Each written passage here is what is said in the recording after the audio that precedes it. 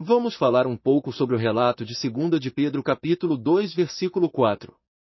Neste texto o apóstolo Pedro usa uma palavra que aparece apenas uma vez nas Escrituras Sagradas. Essa palavra é a palavra tártaro. Mas afinal, o que significa a palavra tártaro? Será que Pedro estava se referindo a um lugar? Ou ele estava se referindo a uma condição decaída quando usou essa palavra? Vamos ler o texto na Bíblia. De fato, Deus não se refreou de punir os anjos que pecaram, mas ele os lançou no Tártaro, acorrentando-os em densa escuridão e reservando-os para o julgamento. 2 de Pedro 2, 4. Então, o texto está se referindo a anjos que pecaram. Anjos são criaturas espirituais criadas por Deus que vivem no céu. O texto diz que alguns anjos pecaram.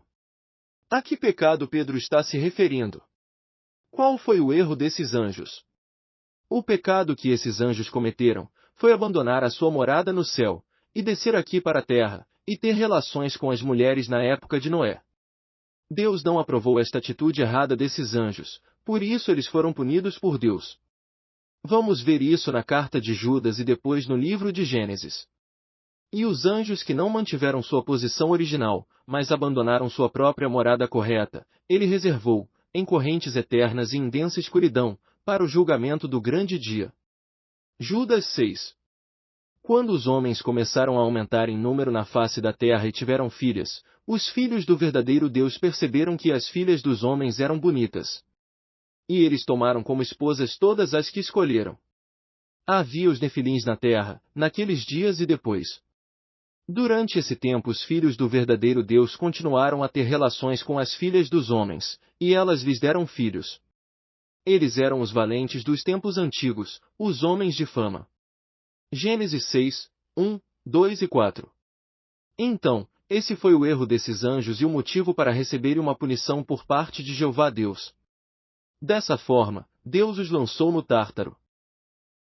Muitos eruditos instrutores de muitas religiões ensinam que o Tártaro é um lugar de sofrimento eterno, o inferno, muito ensinado pelas religiões da cristandade, um lugar de punição definitivo, onde pessoas condenadas por Deus vão ficar em dores para sempre. Então, segundo eles, esses anjos foram presos no inferno. Essa é uma doutrina comum dessas religiões. O inferno, segundo o ensinamento dessas religiões, é a condenação final e irrevogável de Deus, onde não há retorno. É óbvio que esse ensinamento não existe na Bíblia, o intuito é apenas fazer uma desconstrução dessa crença e organizar o assunto segundo o ponto de vista de Deus, e não de filosofias humanas, porque afinal de contas, a crença no inferno de fogo é uma filosofia humana, que não tem nenhuma base dentro da Bíblia. Podemos notar um detalhe que é contraditório nesse pensamento filosófico, é que se esses anjos já estavam no inferno, que é a punição irrevogável de Deus, por que então teriam de aguardar um julgamento, uma vez que já estão todos condenados? Isso não teria sentido nenhum, seria como condenar uma pessoa à cadeira elétrica, e marcar o julgamento dessa pessoa, para depois dela ter sido eletrocutada na cadeira elétrica, isso não teria sentido algum. Mas, ao contrário dessas filosofias, a Bíblia ensina que todos esses anjos pecadores voltaram para o céu depois do dilúvio na época de Noé, eles não foram para nenhum inferno. Vamos ver alguns textos para confirmar essa verdade bíblica. Vamos ler o relato de Jó sobre Satanás. Depois disso, chegou o dia em que os filhos do verdadeiro Deus foram apresentar-se perante Jeová, e Satanás também foi no meio deles para apresentar-se perante Jeová. Então Jeová perguntou a Satanás: De onde você veio? Satanás respondeu a Jeová: De percorrer a terra e de andar por ela. Jó 2, 1 e 2. Então o relato diz que Satanás, um anjo pecador, compareceu na própria presença de Deus durante uma reunião no céu, ele inclusive falou com Deus. Logicamente Satanás não era o único anjo pecador habitando no céu naquela época, a Bíblia ensina que ele conseguiu desencaminhar 1/3 dos anjos que habitavam o céu, ou seja havia também muitos outros anjos pecadores no céu junto com ele. Vamos ver isso na Bíblia. E rompeu uma guerra no céu, Miguel e os seus anjos batalharam contra o dragão, e o dragão e os seus anjos batalharam. Apocalipse 12, 7. Essa batalha entre anjos bons e anjos maus não ocorreu na época do dilúvio, mas ocorreu em um período posterior, no início do que a Bíblia chama de Dia do Senhor. O dia do Senhor é um período de tempo relativo ao fim do mundo de pessoas ímpias, que ocorreria ainda muito tempo depois do dilúvio. Então, todos esses anjos estavam morando no céu até esse período, até o dia do Senhor. Vamos ver isso na Bíblia. Por inspiração estive no dia do Senhor, e ouvi atrás de mim uma voz forte, semelhante ao som de uma trombeta. Apocalipse 1, 10. Neste texto do livro de Apocalipse, João diz que foi levado por inspiração divina até um período de tempo no futuro, porque todas as visões que João teve por inspiração são proféticas que ainda iriam se cumprir em um tempo futuro, na terminação do sistema de coisas, no dia do Senhor ou quando Cristo estivesse presente nos assuntos mundiais pouco antes do fim. Vamos confirmar isso na Bíblia. Enquanto ele estava sentado no Monte das Oliveiras, os discípulos se aproximaram dele em particular e disseram: Diga-nos, quando acontecerão essas coisas e qual será o sinal da sua presença e do final do sistema de coisas? Mateus 24, 3. Notamos que a segunda presença de Cristo é associada diretamente com o fim do sistema mundial governado por Satanás, e foi nesse período que ocorreu a guerra no céu, entre Satanás e seus demônios e Jesus Cristo e os anjos de Deus. Portanto, os anjos pecaminosos estavam lá todo esse tempo. Eles não estavam em nenhum lugar de sofrimento, ou inferno, mesmo porque a Bíblia não ensina nada sobre isso. Esse ensinamento surgiu de mitologias e filosofias humanas e não da Bíblia. Mas então, se o Tártaro não é um lugar, o que é então o Tártaro da Bíblia do qual Pedro falou em sua segunda carta? Diferente das mitologias e filosofias humanas, o Tártaro da Bíblia é uma condição espiritual decaída, que só se aplica a seres espirituais, aos anjos pecadores. É o mesmo que dizer que esses anjos pecadores foram expulsos da família de Deus, e não têm mais nenhuma perspectiva de vida eterna para o futuro, mas aguardam o seu julgamento eterno, para serem destruídos. Jesus até mesmo lançou julgamentos nesses anjos depois de ressuscitar e subir para o céu. Jesus lançou esses julgamentos contra eles lá mesmo no céu, porque era lá que eles estavam naquele momento. Pois Cristo morreu de uma vez para sempre pelos pecados, um justo pelos injustos, a fim de conduzir vocês a Deus. Ele foi morto na carne, mas recebeu vida no Espírito.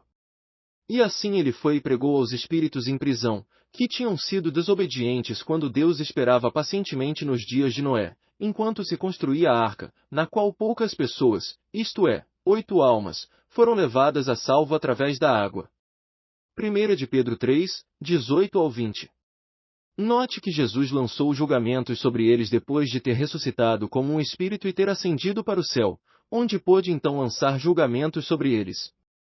Essa prisão citada no texto é a condição espiritual de escuridão apartada da família de Deus e com a esperança certa de uma destruição futura, ou seja, o Tártaro. Depois da guerra no céu, que ocorreu no começo da presença de Cristo, guerra esta que nós não vimos, porque foi uma batalha de ordem espiritual, os anjos pecaminosos foram expulsos do céu e lançados para a terra, para o alívio dos anjos bons lá no céu. Porém, para a humanidade isso significou uma ruína, uma vez que esses anjos ainda estão no Tártaro, nessa condição de escuridão, e agora manipulando os assuntos mundiais, desencaminhando e enganando toda a terra habitada. Vamos ver isso na Bíblia. Assim, foi lançado para baixo o grande dragão, a serpente original, o chamado Diabo e Satanás, que está enganando toda a terra habitada.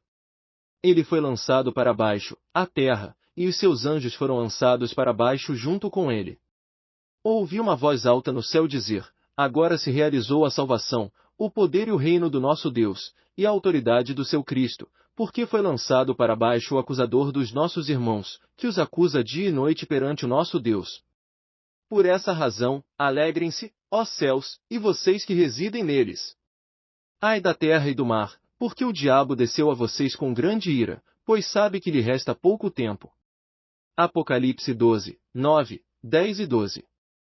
Notem que esses anjos maus não estão presos em algum lugar, muito pelo contrário, eles estão atuando por detrás dos panos, exercendo uma má influência nos assuntos humanos. Isso nós podemos confirmar nas palavras do apóstolo Paulo.